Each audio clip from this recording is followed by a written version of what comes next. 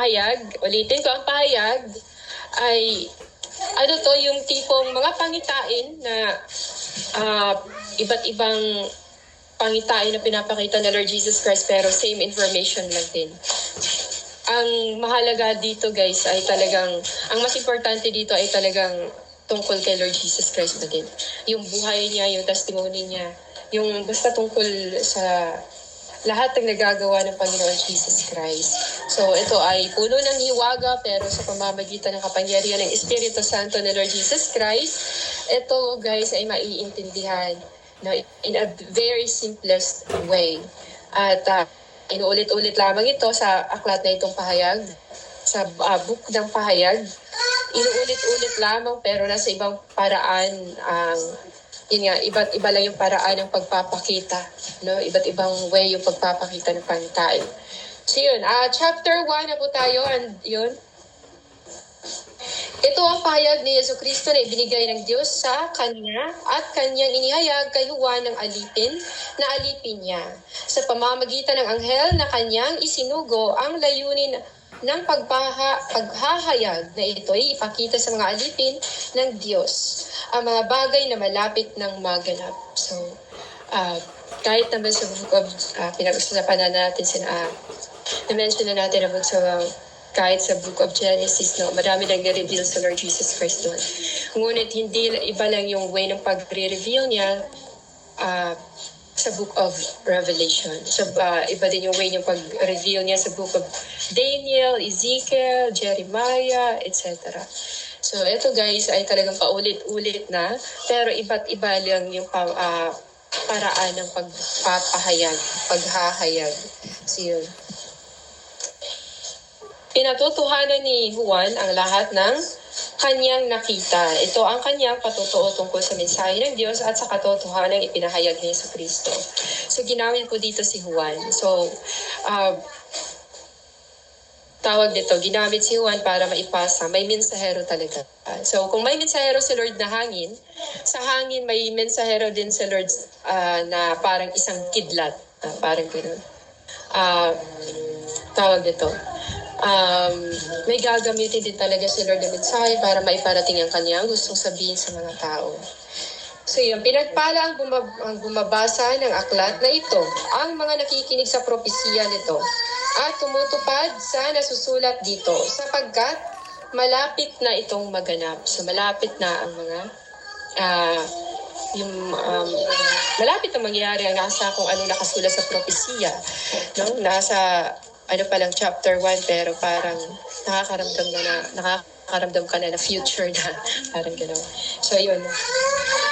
So pagbati ito guys ay nangungumusta o nagbibigay mensahe sa Lord Jesus Christ sa mga simbahan, 7 iglesia mula kay Juan para sa 7 iglesia sa lalawigan ng Asya. So, sumainyo nawa ang kagandahang loob at kapayapaan mula sa Diyos na siyang nakaraan, kasalukuyan at darating. So, ibig sabihin si Lord Jesus Christ will never change. Mula sa 7 espiritu na nasa harap ng kanyang trono. Ito yung sinabi ko guys na pinakita sa akin ni Lord nung nagpakita si Lord Jesus Christ na nakaupo sa trono kasama yung mga anghel na yun. At sila yung mga 7 espiritu na nakatayo sa trono ng Panginoon. At mula kay Jesucristo ang tapat na saksi, ang panganay sa mga binuhay mula sa kamatayan at ang pinuno ng mga hari sa lupa. So, kaya ginawa si Lord Jesus Christ as Son of God dahil siya ang pinakaunang tao or Son na hindi nagkasala dito sa lupa at naging matapat. At ginampanan niya, at talagang ginampanan niya kung anong iniutos sa kanya, kung anong kailangan niyang gawin. Talagang ginawa niya.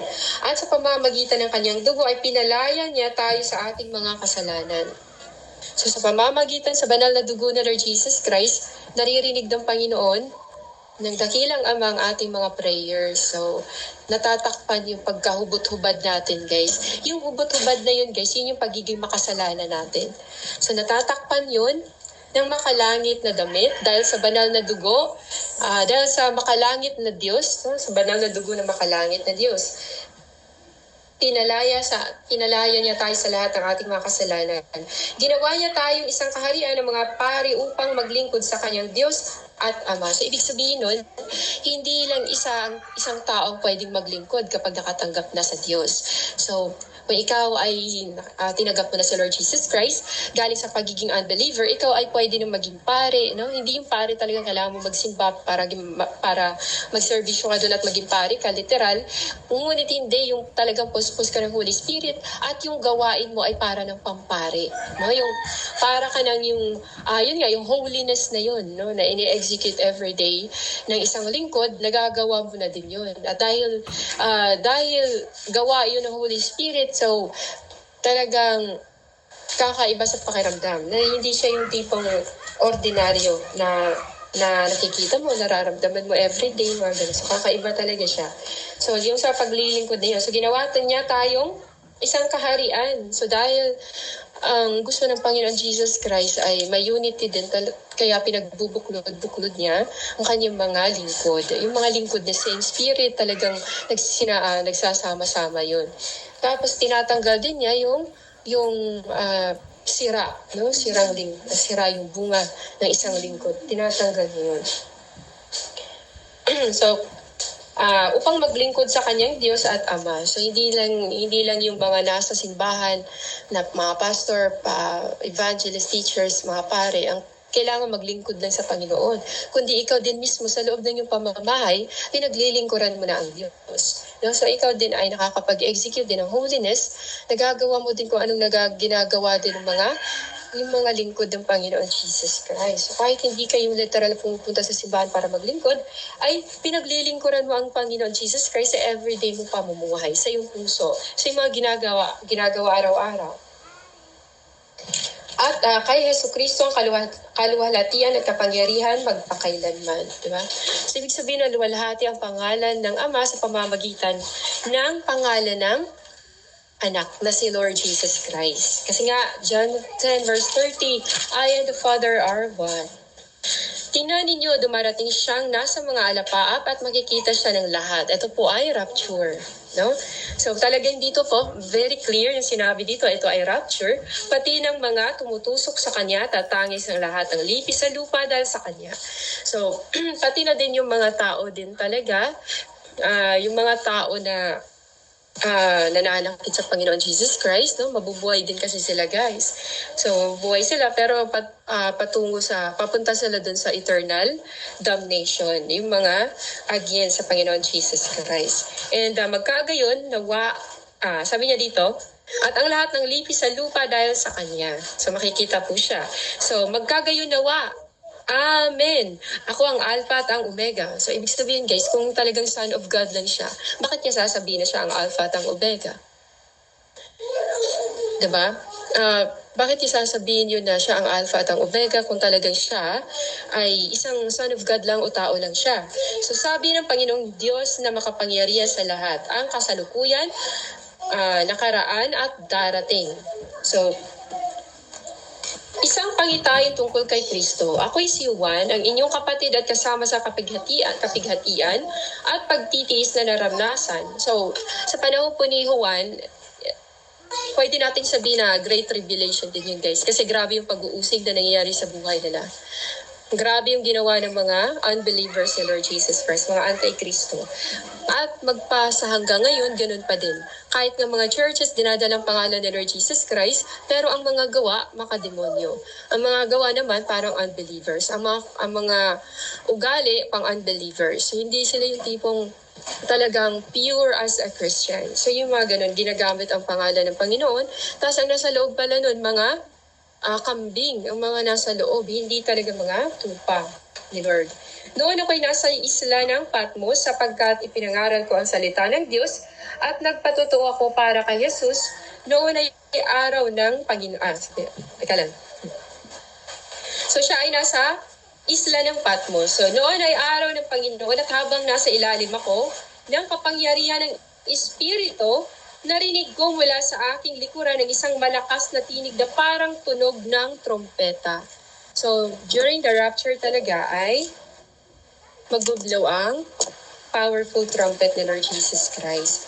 Narinig ko mula sa aking likuran ng isang malakas na tinig ng parang tunog ng trumpeta. Sabi niya, isulat mo sa isang aklat ang iyong nakita at ipadala mo ito sa 7 iglesia, sa Efeso, sa Smyrna, sa Pergamo, sa Tiatira, Sardis, Philadelphia at Laodicea.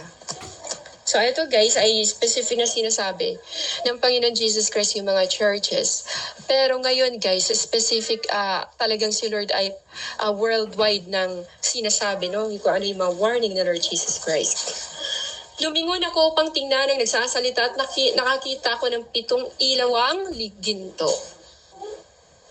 Nakatayo sa gitna ng mga ilawan ng isang parang anak ng tao na nakasuot ng mahabang damit at may gintong pamigki sa kanyang dibdib, no? So, ang kanyang ulo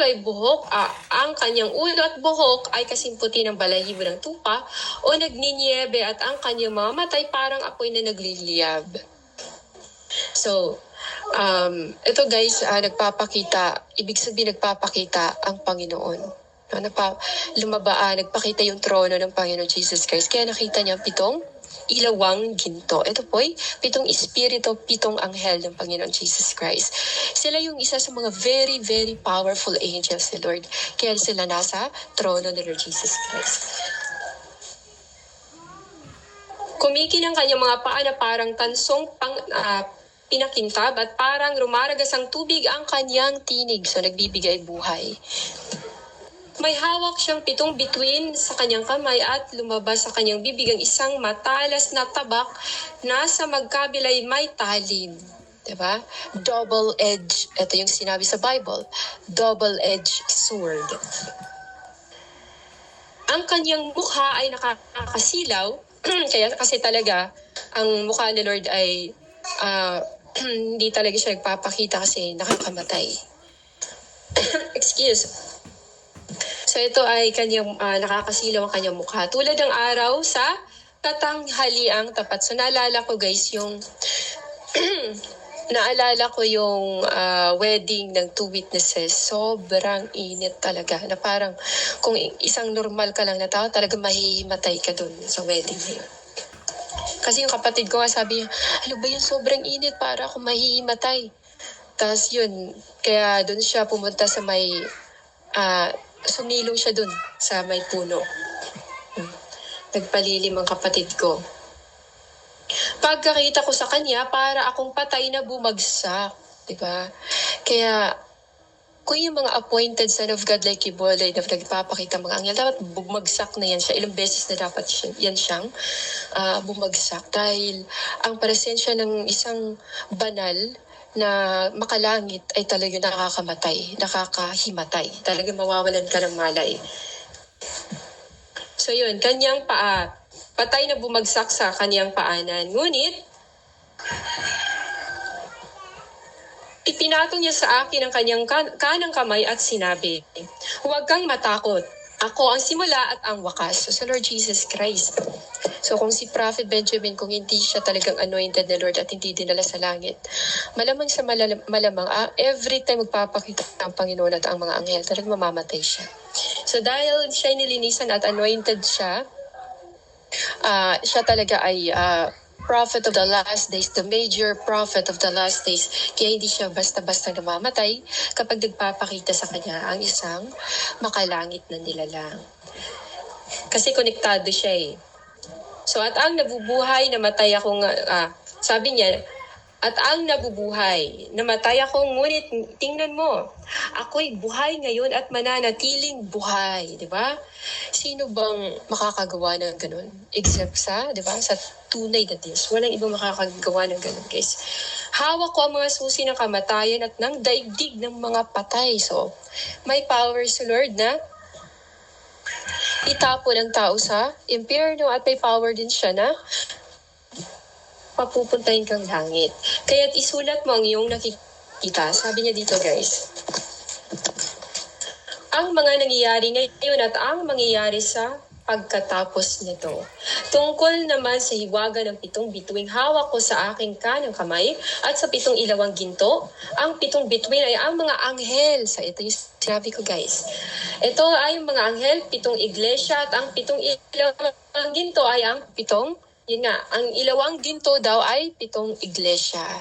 So yung 7 anghel na yun guys ay nagbabantay ng 7 iglesia. So, ang mensahe para sa iglesia, hindi po iglesia ni Kristo, guys. No? Hindi po porket pangalan ng simbahan mo, iglesia ni Kristo. Yung simbahan mo na talaga ang nakakapag-save. Hindi po ganun. So, isulat mo sa anghel ng iglesia sa Efeso. Ito ang sinasabi ng may hawak ng 7 bituin sa kanyang kamay, sa kanyang kanang kamay at lumalakad sa gitna ng 7 ilawang ginto. Alam ko ang ginagawa mo, ang iyong mga pagpapagal at matyagang pagtitiis. No? Ibig sabihin, parang gusto sabihin ni Lord, alam ko ang ginagawa mo. Yung paglalakad mo sa ng pagiging isang Kristiyano. Parang sa simula pa lang gustong sabihin ni Lord dito na, nakikita ko yung pagpapagal, pagiging matyaga mo, no? Nagtitiis ka. So alam kong hindi mo kinukonsinti ang masasamang tao. Sinubok mo ang mga nagsasabing sila'y apostol. At napatunayan mong sila'y huwad. Diba? Alam ko rin matyaga ka. Nagtiis ng maraming hirap alang-alang sa akin at hindi ka sumuko. Subalit, diba? May isang bagay na ayaw ko sa'yo. Iniwan mo na ang pag-ibig mo noong una. Pagkabasa ko nito guys, parang lumakas yung power ng Holy Spirit. So yun. Gusto palang i-remind tayo ng Lord Jesus Christ na yung pag-ibig ba natin nung unang nakilala natin ang Panginoon ay ganun pa din ba hanggang ngayon? Yung ganun pa din ba kasabik yung puso mo na pag-usapan ng tungkol kay Lord Jesus Christ o sabik pa din ba yung puso mong magsimba? Sabik pa din ba yung puso mo na katulad nung una mo siyang nakilala, narinig yung boses, nung nauna kang nakipagrelasyon? So yun yung nakita ni Lord. Ibig sabihin guys, sa unang iglesia na to, no, pinakita dito ni Lord Jesus Christ na sa umpisa lang talaga ang tao. Okay. Sa umpisa lang mahal na mahal niya ang Diyos. Kalaunan, ito yung sinabi ni Lord na sa huling mga araw, talagang manlalamig ang pagmamahal ng Diyos. Ibig sabihin, ang ginagawa nila sa church ay hindi na out of love. Nagtiyaga sila, kailangan hindi dahil mahal nila ang Diyos kaya sila nagtiyatyaga. Nagtiis sila kasi yun yung kailangan eh. Hindi nila kinukonsinti yung mali dahil yun yung kailangan. Mali yun eh, kaya ganun. Pero ang status ng kanilang puso para sa Diyos ay hindi na love. Kaya sabi dito ni Lord Jesus Christ, sabi niya, di ba yung matyaga ka gumigising sa umaga para lang magluto para sa mga members, magpakain, tapos hindi mo nagpalamahal si Lord noon. Parang nagtiyaga ka na parang trabaho. Parang gano'n. So, ang nangyayari guys, ang Jesus Christ siya ng Efeso, alahanin mo ang dati mong kalagayan. Lagi mong isipin kung ano yung pinagdaanan mo before mo nakilala ang Panginoon o yung time na nauna mong nakilala ang Panginoon. Na talagang gusto mo lagi na lang na gusto mo nang kasama lagi si Lord, ganun. So yun, pagsisihan mo at talikuran ng iyong masasamang gawa. Diba? Ibig sabihin pala, kapag ang ginagawa natin ay hindi para sa Diyos, ito ay masama. Katulad ng ginagawa ni Cain kay Abel. At gawin mong muli ang mga ginagawa mo noong una. Diba? Yung mahal na mahal mo si Lord Jesus Christ. No? Minsan nakakaramdam ka ng parang tinatamad ako, Lord, parang sobrang pagod yung katawan ko, parang pagod yung isip ko, parang napapaisip ka. Pero ngayon nire-remind tayo na Lord na ito yung sa panahon ito ng kapighatian, guys, ng mga Hodyo. Bumalik tayo sa panahon ng mga Hodyo. Although hindi lang tayo talaga yung tipong pinapatay na katulad nila, diba? Binabato. So yun yung nangyayari. Kapag hindi ka nagsisi, pupunta ako dyan at aalisin ko sa kinalalagyan ang iyong ilawan. Ngunit ito naman, ang napupuri ko sa iyo. Kinapupuutan mo ring tulad ko ang mga ginagawa ng mga Nicolaita. Ang lahat ng may pandinig ay makinig sa sinasabi ng Espiritu sa mga iglesia. Sa magtatagumpay ay ibibigay ko ang karapatang kumain ng bunga ng punong kahoy ng buhay na nasa paraiso ng Diyos. So ito yung gift of life na ibibigay ng Lord Jesus Christ. Yung tree of life, guys, ang bunga na yun, ay talagang si Lord ang bibigay nun. Siya, kasi ang bunga. Siya ang buhay. Siya ang katotohanan ng kabanalan, etc. So yun yung mensahe ng Panginoon para sa Efeso. No, nag-ano talaga sila, naghirap talaga sila, grabe yung pagtitiis, kahit inuusig sila, nagtatago sila, sabay-sabay silang kumain. Andun pa din yung pangamba na baka salakayin sila at pagpapatayin. Pero ang nakita ni Lord Jesus Christ ay parang, yung pagtitiis nila ay parang ordinaryo na lang ng pagtitiis. Para bang hindi na katulad dati na, Lord, gusto ko mag-special para sa'yo, gusto ko ganyan para sa'yo. Ngayon guys, nakakaramdam din kaya ako ng ganyan, tinatamad ako, Lord, parang tulungan mo ako, gumaganon ako kasi minsan parang parang hindi ka man maapektuhan talaga nung basta-basta yung mga pamilya mo din ang ginagamit. So proceed tayo sa iglesia ng Esmirna. Ito ang sinasabi sa iyo simula at wakas.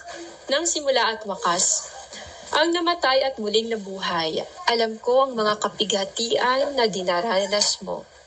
Alam kong mahirap ka, ngunit ang totoo'y mayaman ka.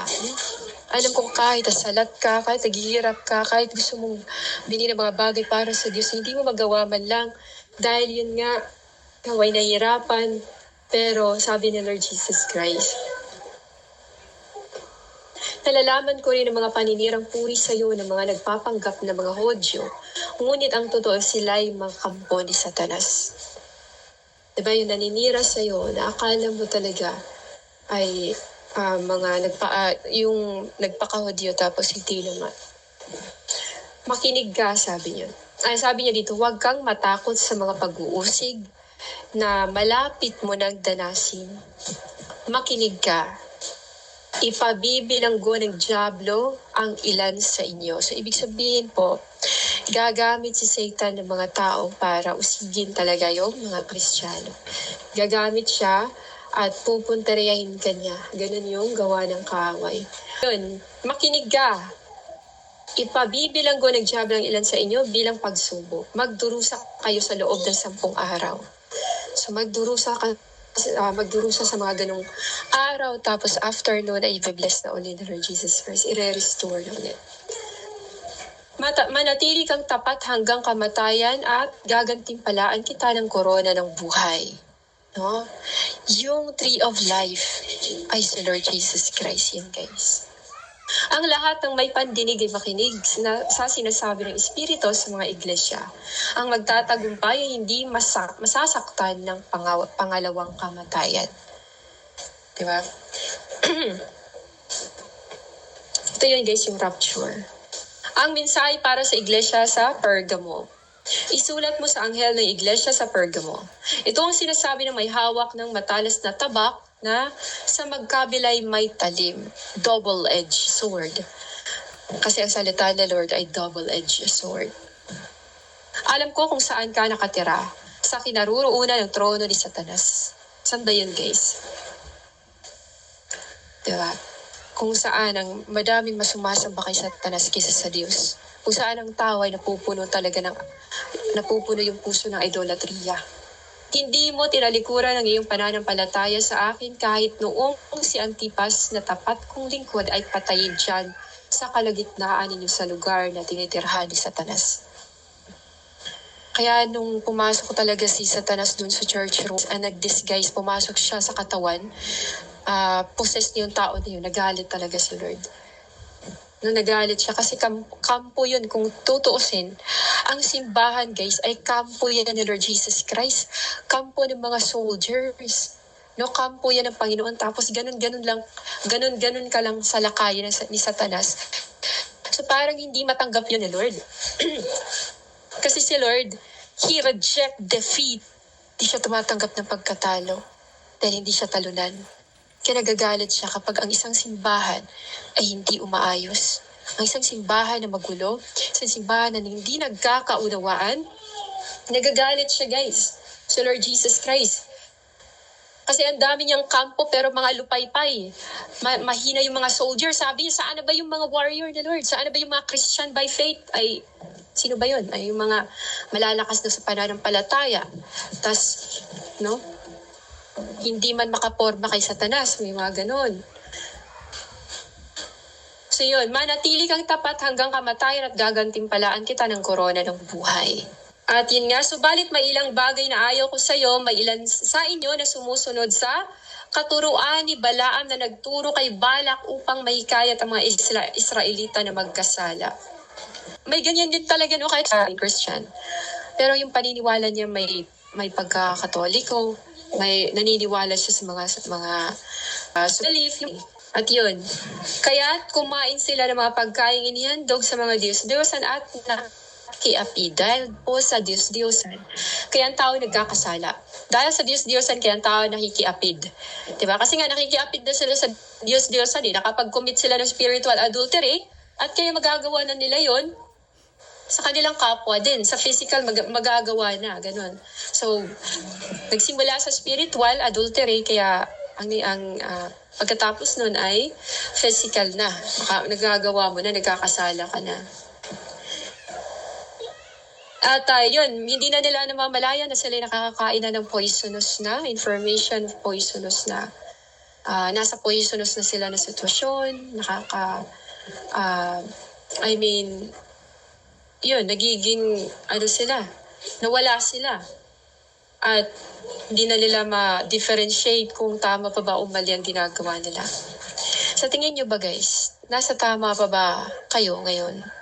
Nasa tamang sitwasyon pa ba tayo? No, nasa tamang desisyon pa ba tayo?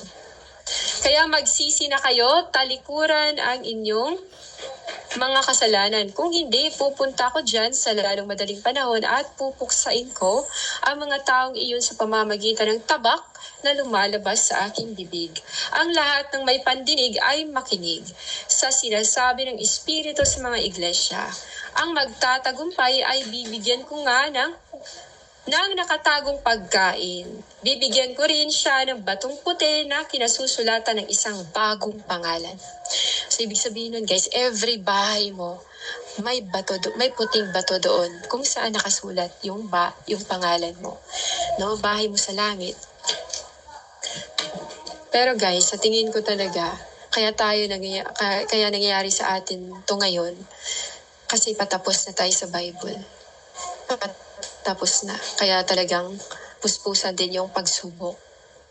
Kasi tapos ng pagsubok, ang mangyayari ay blessing.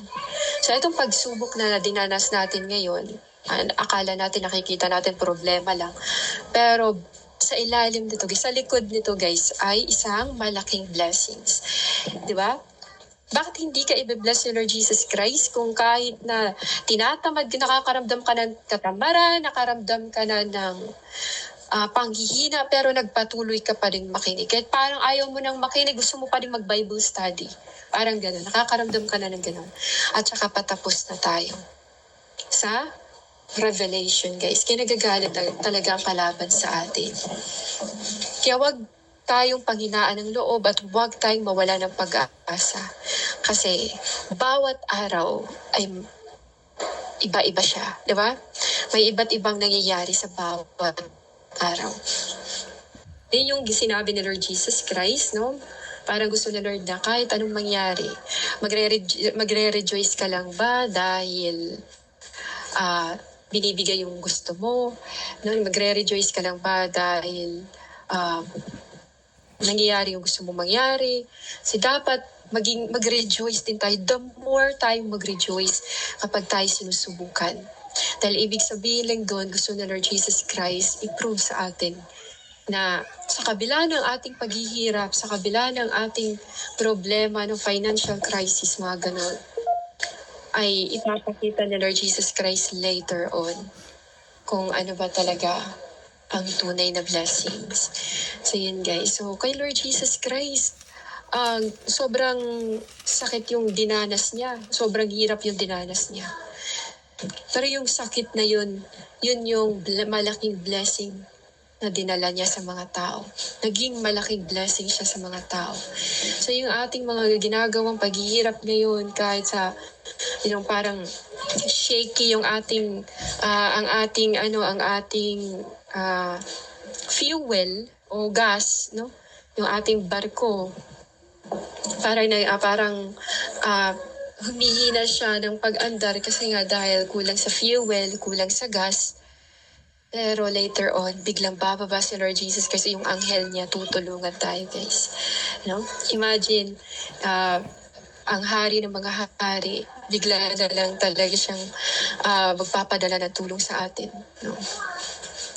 Kahit na tawag dito, kahit parang shaky na, parang imposible na, pero wala talagang posible kay Lord Jesus Christ.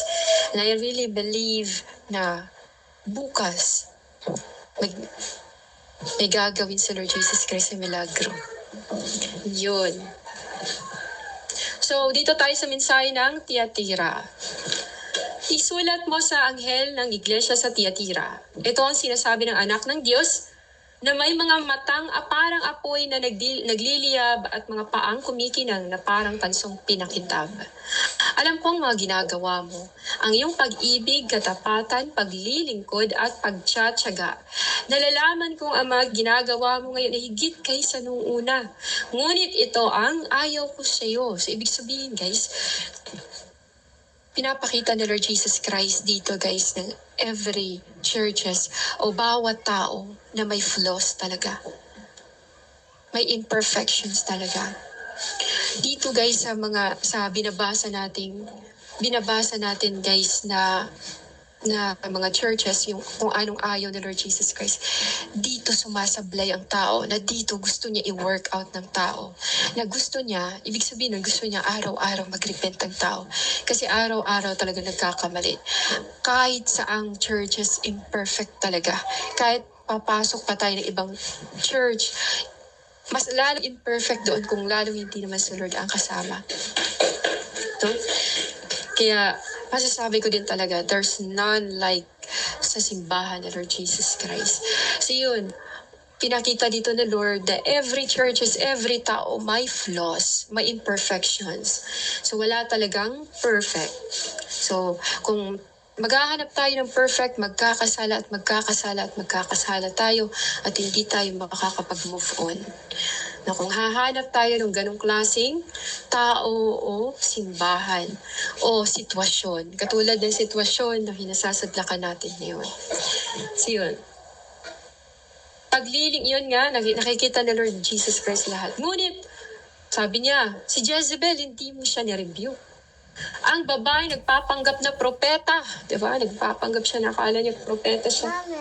Yun, naturuan at linlangin ng aking mga lingkod upang makiapid at kumain ng pagkain inihandog sa mga Diyos-Diyosan. No? Kaya pinadala ni Lord si Elijah, ang kanyang tunay na propeta, para ipahiya ang peking propeta at pagsabihan yung mga taong naniniwala na kay Jezebel dahil mahilig siyang magpakain, guys. Mahilig siyang magpasalo-salo. Dahil nga binibless siya ng kayamanan ni Satanas. So So binigyan ko siya ng sapat na panahon upang pagsisiyan at talikuran ng kanyang pagkikiapid. Ngunit ayaw niya. So ibig sabihin sa Lord ay talagang nag-execute pa din ng pagmamahal para kay Jezebel. Kaya nga bibigyan ko siya ng malubhang sakit. Pati ang mga kasama niya sa pangangalo niya. Daraan na sila ng matinding kapighatian kung hindi nila pagsisiyan at tatalikuran ng kahalayang ginawa nila sa piling ng babaeng iyan. So, kaya nagkakaroon ng malubhang sakit ang isang tao dahil iyon ay parusa ng Panginoon Jesus Christ. Hinayaan na ni Lord. So, ganun din ang sa simbahan. Yung mga simbahan, kaya kinapapansin ninyo may mga church leaders na bigla na lang inatake sa puso. May church leaders na bigla na lang nagkaka 50-50. Dahil yun guys sa kasalanan. Dahil yun sa kasalanan. Hindi natin alam na kahit pastor na yan ay nag-commit siya ng adultery sa puso niya. Parang may nagugustuhan siyang babae na may, diba? Tapos may asawa siya. Kaya nakapag-commit siya ng adultery. At doon siya pinunteriya sa puso. Kasi kinikip niya sa puso. At hindi yun nagustuhan ng Holy Spirit. Kaya umalis ang Holy Spirit, hinayaan niya siyang magkasakit. Kasi kung may Holy Spirit ka guys, hindi ka talaga pababayaan. Hindi ka hayaang mag 50-50. Pagkasabi mo palang, Lord, bakit yun? Lord, masama yung pakiramdam ko. Ilang beses ko yan guys sinasabi, pag halimbawa masama pakiramdam ko, gumagaling agad ako. So, ibig sabihin, there is a healing inside sa puso natin. May nag-heal sa puso natin. Yung banal na espiritu na nakatira. Na nakaupo sa puso natin. Papatayin ko ang kanyang mga anak upang malaman ng mga iglesia na sinisiyasat ko ang puso't isip ng mga tao at gagantihan ko ang bawat isa sa inyo ayon sa inyong mga gawa. Ito yun guys. Na si Lord Jesus Christ ay talagang patas. Walang ano-anointed sa Kanya. No, pag nagkamali talagang patas ang parusa. Mapakilala ka man o hindi. Church leaders ka man o hindi. Members ka man ng church o hindi. Patas talaga si Lord Jesus Christ. Na kahit pa sabihin mo anointed ka. Sabihin ni Lord, huwag mo sabihin sa mga taong anointed ka, tapos pinapahiya mo lang ako. Diba? And ito yun guys. Ngunit para sa ibang mga taga-Tiatira na hindi sumusunod sa katuruan ni Jezebel at hindi natuto ng tinatawag na malalalim na lihim ni Satanas, diba? Ito yung sinasabi, nagdala pangalan Jesus Christ tapos ang mga turo naman demonyo. Makademonyo. Pangalan, oy, Jesus Christ kami, tapos pangalan lang pala ni Lord Jesus Christ yung binibit. Doon yung mga ginagawang kahalayan ng mga walang takot sa Diyos. Ngunit panghawakan ninyo kung ano bang mayroon kayo hanggang ako'y dumating. So, eto yun guys na sa churches, may mga members din talaga si Lord na kinaawaan. May gusto siyang isave. So possible, yung pagdating ko dun sa simbahan na yun, kung saan ako pinapapunta na Lord Jesus Christ, possible guys, ay may members doon na talaga nagdasal. Naawa si Lord, pinadalhan niya ng encouragement. Kaya nakarating ako doon guys. Sa magtatagumpay, at tutupad ng ipinapagawa ko hanggang wakas, ibibigay ko sa kanya ang pamamahala sa mga bansa. No? Kung magtatagumpay daw hanggang wakas, nabibigyan ka na ng Panginoon Jesus Christ ng kapangyarihan para mamahala. Mamamahala siya sa pamamagitan ng tungkod na bakal at dudurugin niya ang mga bansa na parang mga palayo. Ito yun guys, mag-evangelize siya. Dudurugin niya yung mga matigas ang ulo. Dudurugin niya yung puso ng mga matitigas ang ulo. Kung paano ibinigay ko ito sa akin ng Ama. So ibibigay ko rin sa mga magtatagumpay ang bituin sa umaga. So yun. magbibigay sa Lord Jesus Christ ng reward. So may reward talaga sa mga good things na ginagawa para kay Lord Jesus Christ, Yeshua HaMashiach. At dito na tayo guys sa pahayag, chapter 3. So kundi yung pala para sa tawag dito sa... Ay, ito sabi ni Lord, ang lahat ng may pandinig ay makinig sa sinasabi ng Espiritu sa mga iglesia. So chapter 3 na tayo. Ito ay mensahe para sa iglesia ng Sardis. Isulat mo sa anghel ng iglesia sa Sardis, ito ang sinasabi ng nagtataglay ng 7 espiritu ng Diyos at ang 7 between. Sabi niya, itong espiritu ng Panginoon Jesus Christ, mga messenger ng Lord Jesus Christ, mga messenger angels ng Lord. Alam ko ang ginagawa mo, ang alam ng marami, ikaw ay buhay, ngunit ang totoo, ikaw ay patay. Kaya't gumising ka, palakasin mo ang nalalabi pa sa iyo upang hindi ito tuluyang mamatay.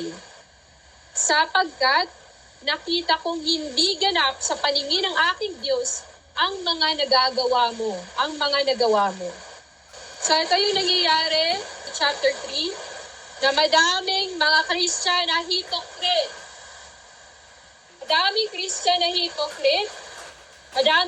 na hypocrite. At akala nila, dahil Christian na sila ay malakas. Akala nila sila ay saved. Pero ang sabi ni Lord Jesus Christ dito, sabi niya, akala mo ikaw ay buhay, ngunit ikaw naman, ngunit ang totoo naman, ikaw ay patay. Di ba iniisip mong maliligtas ka na, mapupunta ka na ng langit? No, ito po sila ay iglesia ng Sardis. Sapagkat nakita kong hindi ganap sa paningin ng aking Diyos ang mga nagawa mo. Diba? Kaya nga, alalahanin mo ang mga bagay na iyong tinanggap at narinig. Isagawa mo ang mga iyon, diba? Pagsisihan mo at talikuran ang iyong kasamaan. Kung hindi ka gigising, pupunta ako dyan na gaya ng isang magnanakaw at hindi mo malalaman ang oras ng aking pagdating. Ito yung mga hypocrite Christian. Ito po ay belong sila sa iglesia ng Sardis. Kasi akala nila Christian na sila, maliligtas na sila. Akala nila Christian na sila, mapupunta na silang langit. Akala nila Christian na sila, ay okay na. Pero hindi pala. Sabi nga ni Lord, akala mo lang. Akala mo lang yun. Ngunit may ilan sa inyo dyan sa Sardis na napanatiling walang dungis. So ibig sabihin, sa church na yon, may nakitaan si Lord doon na puso na gustong isave ni Lord. So possible, dahil gusto ni Lord i-encourage. Kaya't kasama ko silang maglalakad na nakasuot ng puting damit sapagkat sila ay karapat-dapat. Yung puting damit na yun guys ay dahil hindi sila nagpadungis sa mga katulad ng ginagawa ng kanilang mga kasama. No? Hindi sila nagpatinag. Nagpatuloy sila sa paglingkod sa Diyos. So, ang lahat ay sabi dito, ang magtatagumpay ay dadamitan ng puti at hindi ko kailanman buburahin sa aklat ng buhay ang kanyang pangalan. Kikilalanin ko siya sa harap ng aking ama at ng kanyang mga anghel. Kasi nagtagumpay eh. So, ang lahat ng may pandinig ay makinig sa sinasabi ng Espiritu sa mga iglesia. So, gusto sabihin dito ni Lord, na ang sino mang nakarinig sa tinig ng Panginoon Jesus Christ ay wag nang magmatigas. Ayon na Lord Jesus Christ na magmatigas ang tao dahil wala din naman silang magagawa kung talagang si Lord Jesus Christ ang kikilos, guys. So, dito naman po tayo sa mensahe ng iglesia sa Philadelphia. Isulat mo sa anghel ng iglesia sa Philadelphia. So, ulitin ko po yung 7 spirits ay sila po yung 7 espiritu, 7 anghel ng Panginoon Jesus Christ na nagdadala ng mensahe para sa different churches. At itong 7 gintong ilawan, ito naman po ay simbahan. Ito ang sinasabi ng banal at mapagkakatiwalaan, ang may hawak ng susi ni David. Walang makakapagsara ng anumang binubuksan niya at walang makapagbukas ng anumang sinasarahan niya. Ibig sabihin, nasa kamay ng Panginoon Jesus Christ ang lahat. So, kung gusto niyang gawin ay gagawin niya. Kung anong gusto niya, di ba? Gusto niyang kaawaan, ang hindi ay hindi. Alam ko ang mga ginagawa mo. Alam kong kaunti lamang ang inyong kakayahan. ngunit sinunod mo ang aking salita at naging tapat ka sa akin. Kaya't binuksan ko para sa iyo ang isang pinto na hindi maisasara ni numan. No, talagang binigyan siya ng karapatan o authority and power ni Lord Jesus Christ. And yun, tingnan mo, palalapitin ko sa iyo at paluluhurin ang mga kampo ni Satanas na nagpapanggap ng mga Hodyo, ngunit hindi naman. So ito yung sinasabi ni Lord Jesus Christ, na whoever will fight against you will submit to you. Ito yung sabi ni Lord. Na kung may Espiritu Santo ka, no, kahit pa mga kalaban mo ay magiging kaibigan mo. Dahil yun sa kapangyarihan ni Lord Jesus Christ. At sa halip ay nagsisinungaling. Malalaman nilang minamahal kita. Di ba? Malalaman ng Diyos na talagang malalaman ng mga tao na talagang sinasamahan ka ng Diyos. Sapagkat tinupad mo ang aking utos na magtiis, iingatan naman kita sa panahon ng pagsubok. Ito po yung rapture. Iingatan naman kita sa panahon ng pagsubok na darating sa lahat ng tao sa buong daigdig. At ito po ang rapture, the last rescue of the Lord. Darating ako sa lalong madaling panahon, so hindi na po siya guys magtatagal. Kaya't ingatan mo kung ano ang nasa iyo upang hindi maagaw. So ibig sabihin, huwag mong talikuran ng Panginoon kahit nahirapan ka na nakakaramdam ka na ng panghihina, pero hindi ka naman nanlalamig. Ang importante doon ay hindi manlalamig. Isusulat ko sa kanyang pangalan ng aking Diyos at ang pangalan ng kanyang lungsod. So ito ang bagong Jerusalem, ito po ang planetang New Jerusalem. Ito po guys, ang sinasabi ni Lord. Ito ang bagong Jerusalem na bumababa mula sa langit, buhat sa aking Diyos. Isusulat ko rin sa kanya ang aking bagong pangalan. So guys, hindi ito literal na talagang bumaba mula sa langit guys ha. Pero talagang ang Panginoon ay source ng lahat. Kaya niyang gawin. Maliit man o malaking bagay. So ang lahat ng may pandinig ay makinig sa sinasabi ng Espiritu sa mga iglesia. Kasi pagdating sa Espiritu ng Panginoon Jesus Christ, Yeshua HaMashiach guys, wala talagang bagay na hindi niya kayang gawin. Kapag sinabi niya, sinalita niya, ito ay nagiging buhay, nagiging bagay, nangyayari agad. Yan po ang nagagawa ng Espiritu ng Panginoon Jesus Christ. Proceed po tayo para sa mensahe sa iglesia ng Laodicea. Isulat mo sa anghel ng iglesia sa Laodicea. Ito ang sinasabi niya na ang pangalan ay Amen. Ang tapat at tunay na saksi at siyang pinagmula ng lahat ng nilalang ng Diyos. Alam ko ang mga ginagawa mo. Diba? Alam ko ang iniisip mo, ginagawa mo, kung ano man yan. Alam ko rin nasa puso mo. Diba? Ganon. Alam kong hindi ka malamig ni mainit, kaya ikaw ay hypocrite. Sabi dito ni Lord, no?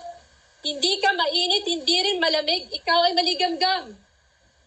Hindi mainit ni malamig, isusuka kita. So ngunit dahil ikaw ay maligamgam, sabi ni Lord, hindi mainit ni malamig, isusuka kita.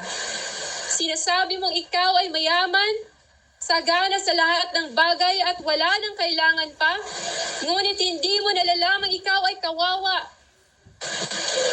No, akala mo ikaw ay mayaman, ikaw ay binibless ni Lord, wala ka nang kailangan, bakit ka susunod sa Panginoon? Kasi bla bla bla. Wala ka nang kailangan pa dahil madami ka ng pera at madami ka na ding alam sa Biblia at ikaw ay isang dakilang tagapaglingkod ng Panginoon na kaya hindi mo na kailangan pa ng ibang mga rebuke ng ibang mga members ng mga tao. Ngunit hindi mo nalalamang ikaw ay kawawa, kahabag-habag, dukha, ulag at hubad. Kaya nga ipinapayo kong bumili ka sa akin ng purong ginto upang ikaw ay maging tunay na mayaman. Bumili ka rin sa akin ng puting damit upang iyong isuot at matakpan ng nakakahiya mong kahubaran. Ito po yung pagiging makasalanan. Bakit hubot-hubad? Kasi makasalanan. Bumili ka rin sa akin ng gamot. Parang gusto sabihin ni Lord na lumapit ka sa akin at pag-aalingin kita at na never mo pang nakita sa buhay mo. Ay ko, pinapalo ang lahat ng aking minamahal, kaya't maging masigasig ka. Pagsisihan mo, talikuran ang inyong mga kasalanan. So gusto ni Lord Jesus Christ talaga ang repentance, guys. Gusto ni Lord Jesus Christ, kahit naghihirap ka, kahit nakakaramdam ka na ng panghihina, lumalaban ka pa din. Tingnan mo, nakatayo ako at kumakatok sa pintuan. Ibig sabihin nun, tinatawag ka ng Panginoon na gumising ka na. Tinakatok ka na ng Panginoon, gumising sa hindi magandang gawa. Kaya kailangan nang makinig sa Panginoon. Ibig sabihin, kumakatok si Lord kasi matigas na ang puso. Kung diring-gili naman ang aking tinig at bubuksan ang pinto, papasok ako at kakain akong kasalo niya. Kapag iniimbita mo ako, tinatawag mo aking pangalan, mararamdaman mo at mararanasan ang mga bagay na kahit kailan hindi mo pa naranasan. Ang magtatagumpay at bibigyan ko ng karapatang umupo na katabi ko sa aking trono. Ito yung sabi ni Lord Jesus Christ. Espiritu si Lord, kaya mararamdaman mo talaga na katabi mo lang siya. Parang katabi mo lang siya. So ang lahat ng may pandinig ay makinig sa sinasabi ng Espiritu sa mga iglesia. At doon po nagtatapos ang hanggang chapter 3